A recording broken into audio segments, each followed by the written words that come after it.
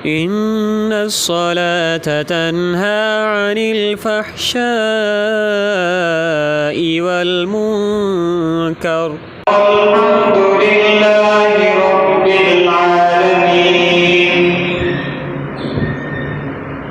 اللهم صل على سيدنا ومولانا محمد وعلى آل سيدنا ومولانا محمد وبارك وسلم وصلوا عليه.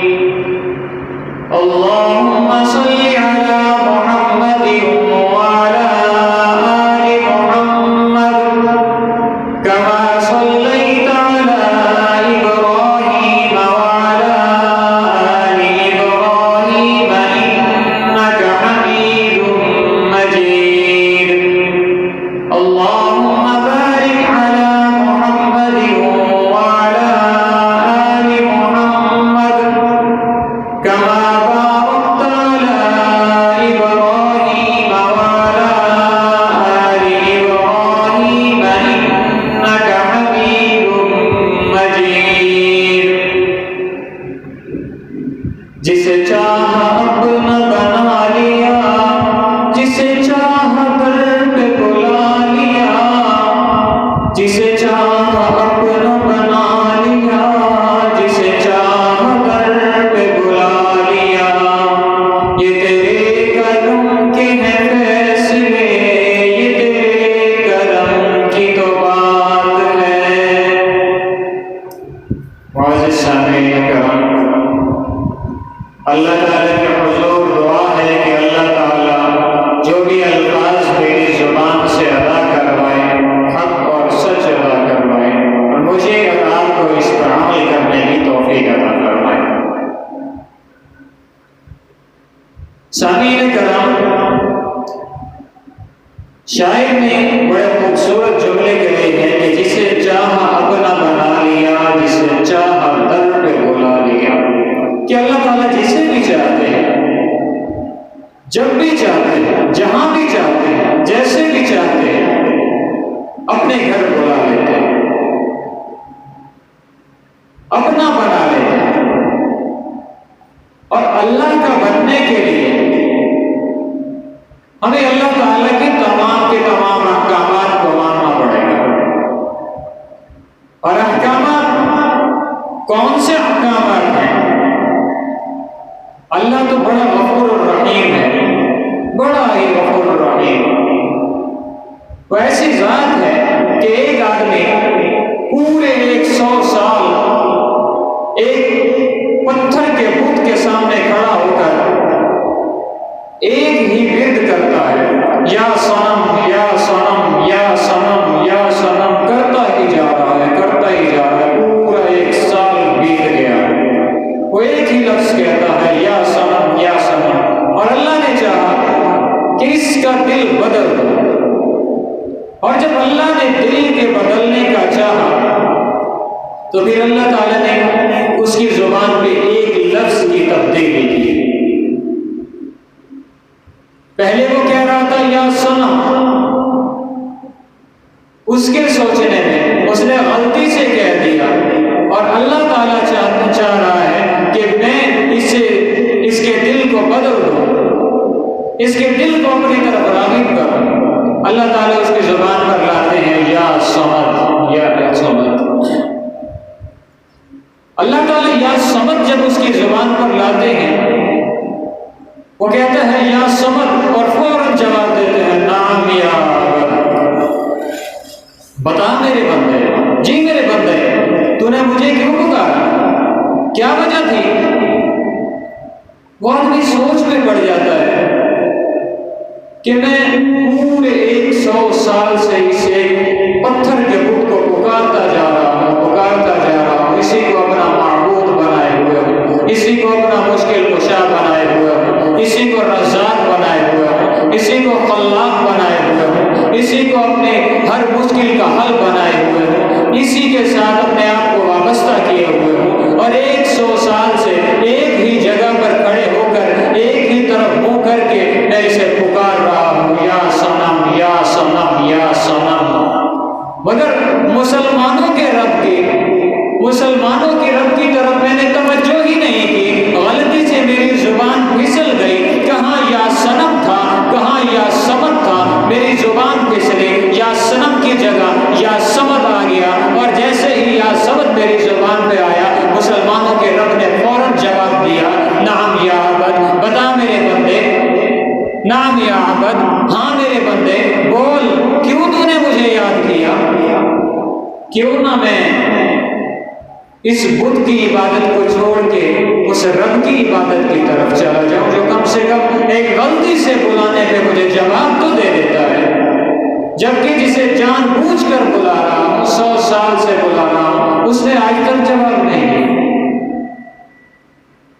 جب اللہ جسے چاہتا ہے، قرآن پاک میں وَتُعِزُّ مَن تَشَاءُ وَتُذِلُّ مَن تَشَاءُ، اللہ جسے چاہتا ہے عزت دیتا ہے اور جسے چاہتا ہے ذلت دیتا ہے۔ عزت اور ذلت دینے والی ذات تو صرف ایک ہی ہے اور وہ اللہ کی ذات ہے، اس کے علاوہ دنیا کی کوئی بھی چیز، بڑے سے بڑا طاقتور آدمی، بڑے سے بڑا پیسے والا آدمی، بڑے سے بڑی طاقت والا کوئی جانور، بڑے سے بڑے طاقت والا کوئی پرندہ، بڑے سے بڑا عزت دار کوئی انسان کو عزت نہیں دے سکتا، کوئی انسان کو رزق نہیں دے سکتا، کوئی انسان کی مشکلات کو حل نہیں کر سکتا، کوئی مشکل کشا نہیں بنایا۔ اللہ تعالیٰ نے یہ ساری صفات اپنے اندر رکھی۔ اللہ تعالیٰ کے بعد انبیاء علیہ السلام میں سب سے برتر محمد الرسول اللہ صلی اللہ علیہ وسلم، اللہ کے بعد سب سے زیادہ عزت والے محمد الرسول اللہ صلی اللہ علیہ وسلم، مگر محمد الرسول اللہ صلی اللہ علیہ وسلم کو اللہ تعالیٰ نے یہ صفت نہیں دی کہ وہ مشکل کشا بن جائے، اللہ تعالیٰ نے یہ صفت نہیں دی کہ وہ عالم الغیب بن جائے، اللہ تعالیٰ نے یہ صفت نہیں دی کہ وہ کسی کی پریشانی کا حل نکال لے، بلکہ اللہ تعالیٰ نے یہ سب کچھ اپنے ہاتھ میں رکھا۔ کسی کے رزق کا انتظام کرنے کی صفت اللہ تعالیٰ نے محمد رسول اللہ صلی اللہ علیہ وسلم کو نہیں دی، اور محمد رسول اللہ صلی اللہ علیہ وسلم کے بعد انبیاء اور رسل کے بعد سب سے پہلا درجہ اللہ تعالیٰ اور محمد رسول اللہ صلی اللہ علیہ وسلم نے جسے دیا، مصلی رسول پر سب سے پہلے کھڑے ہونے والے شخص سیدنا ابو بکر صدیق رضی اللہ تعالیٰ عنہ کو دیا، بالکل اسی طریقے سے جس نے زندگی گزار دی، جس طریقے سے آقا مدنی آقا دو جہاں صلی اللہ علیہ وسلم نے گزاری، بالکل اسی طریقے سے۔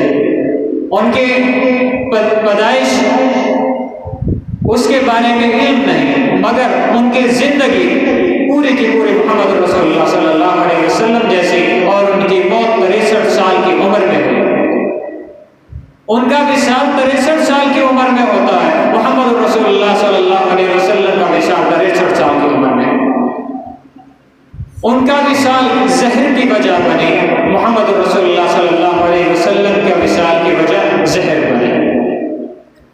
ایک ہی طریقہ، ایک ہی جیسے، ایک ہی عمر میں وصال ہوتے ہیں، ایسا شخص جس نے اپنی پوری زندگی اپنے دوست کے طریقے پر گزار دی، اسے بھی ایک مقام نہیں دیا گیا کہ وہ مشکل کشا بن جائے، رزاق بن جائے، تخلیق کردہ بن جائے۔ 4 یار، 4 خلفائے راشدین رضوان اللہ تعالی علیہم اجمعین، ان چاروں کو یہ مقام نہیں دیا گیا کہ محمد رسول اللہ صلی اللہ علیہ وسلم کے یا تو برابر ہو جائیں یا افضل ہو جائیں۔ قرآن پاک میں اللہ تعالیٰ خود ارشاد فرماتے ہیں، قل هو اللہ احد، اے نبی صلی اللہ علیہ وسلم کہہ دیجئے اللہ ایک ہے۔ محمد رسول اللہ صلی اللہ علیہ وسلم کو مخاطب کر کے یہ فرمایا جا رہا ہے کہ اللہ ایک ہے، اللہ وحدہ لا شریک ہے، اللہ کی ذات ایک ہی ہے، اور محمد رسول اللہ صلی اللہ علیہ وسلم اپنی ذات میں وحدہ لا شریک ہے، نہ تو میرے اللہ جیسا کوئی ہو سکتا ہے، نہ میرے محمد رسول اللہ صلی اللہ علیہ وسلم جیسا کوئی ہو سکتا ہے۔ آگے فرمایا اللہ الصمد، اللہ بے نیاز ہے۔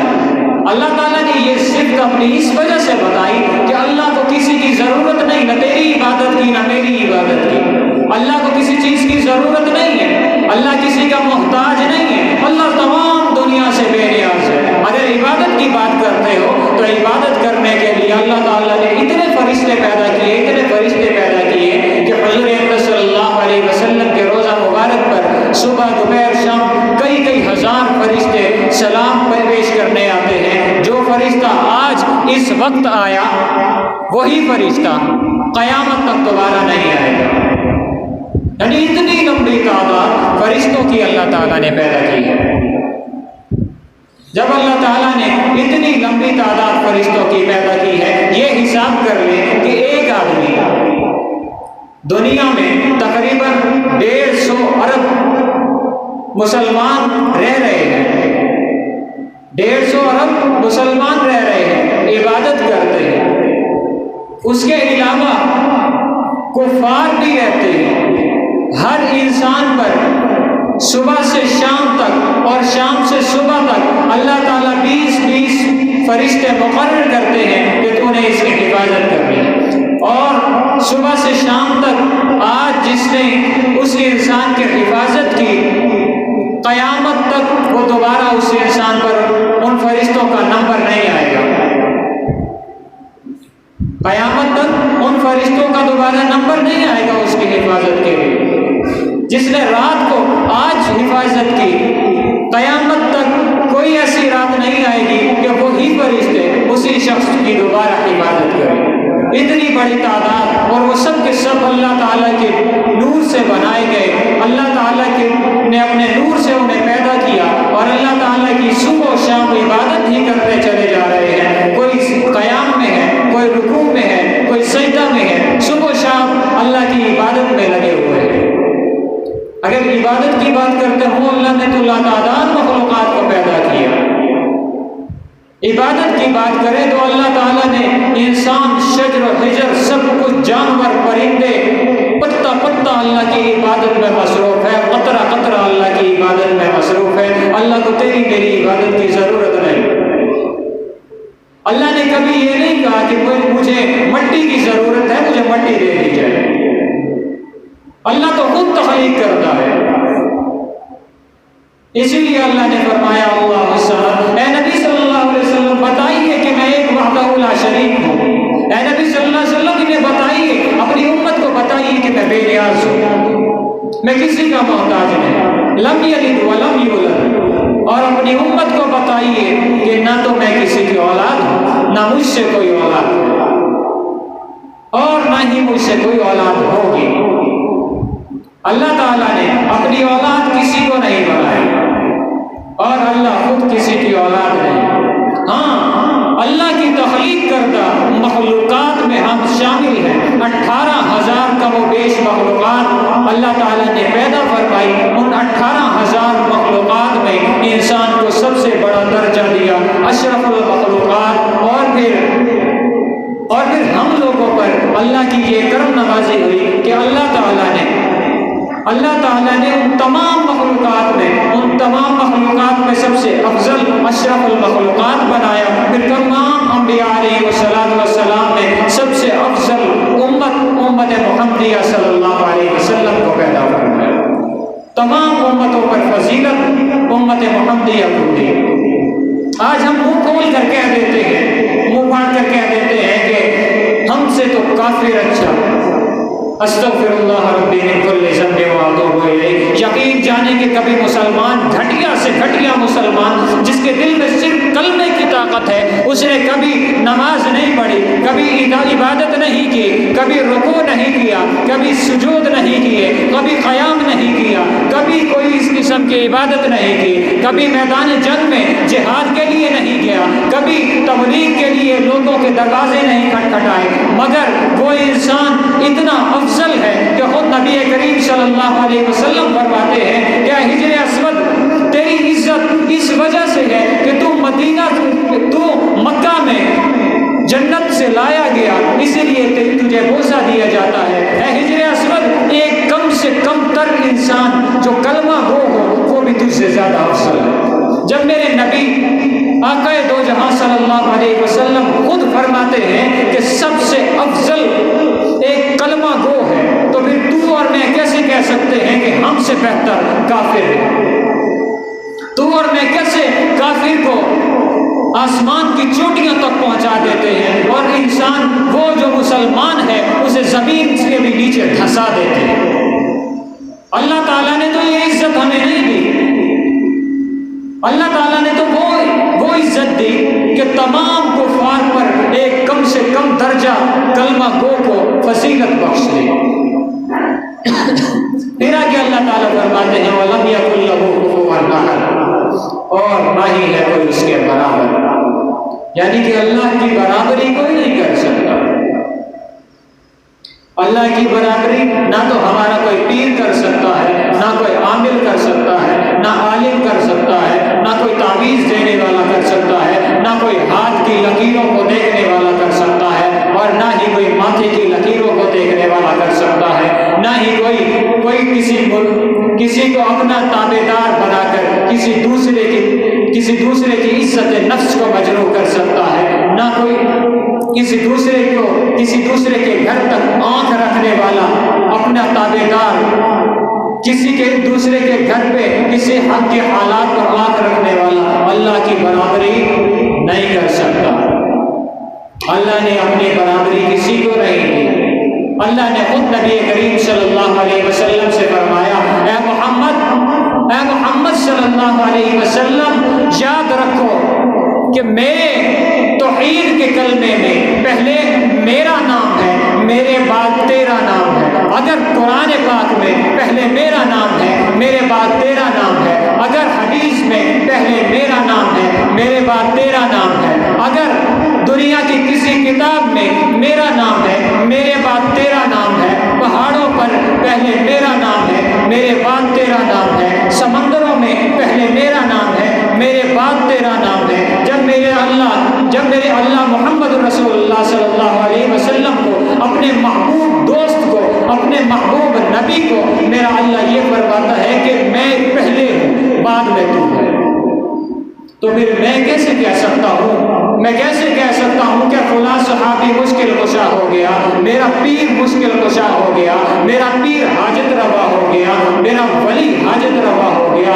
یقین جانو ہمارے دل میں سے اللہ اور محمد رسول اللہ صلی اللہ علیہ وسلم کے محبت یہود و نصارہ نے نکال باہر کی۔